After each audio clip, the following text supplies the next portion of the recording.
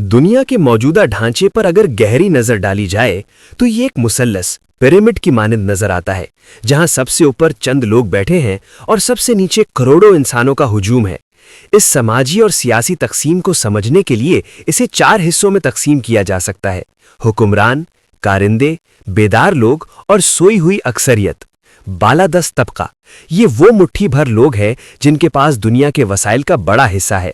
इनमें बड़े बैंकार, कॉरपोरेट मालिकान और वो पॉलिसी साज शामिल हैं जो पर्दे के पीछे रहकर हुकूमतें बनाते और गिराते हैं। इनका बुनियादी हथियार है खौफ और ज़रूरत।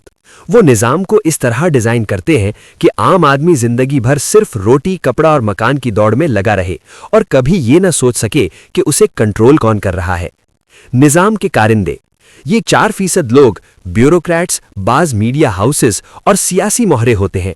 ये वो मरात याफ्ता तबका है जो 1% के मफादात की हिफाजत करता है ताकि बदले में इन्हें भी इख्तिदार का कुछ हिस्सा मिल सके।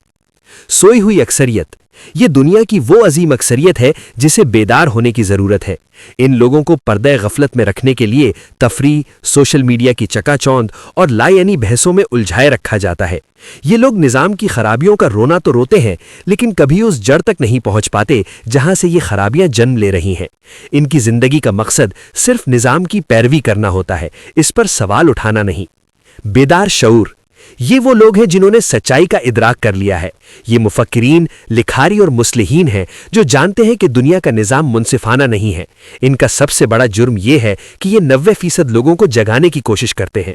हुक्मरान तबका 1% इन 5% लोगों को अपना सबसे बड़ा दुश्मन समझता है, क्योंकि अगर अवाम बेदार हो गए तो मुट्ठी भर लोगों का जादू टूट जाएगा। नतीजा और पैगाम इस तकसीम का सबसे बड़ा सबक यह है कि शऊर ही असल ताकत है। जिस दिन 90% अवाम ने यह समझ लिया कि उनकी मेहनत का फल चंद खानदानों की तिजोरियों में जा रहा है, उस दिन जुल्म का यह ताना बाना बिखर जाएगा। बेदारी का अमल तकलीफ दे जरूर है, क्योंकि यह आपसे आपका सुकून छीन लेता है, लेकिन यही वो वाहिद रास्ता है जो इंसानियत को हकीकी आज़ादी की तरफ ले जा सकता है। कमेंट्स में अपना राय जरूर दें। @आपका फायदा।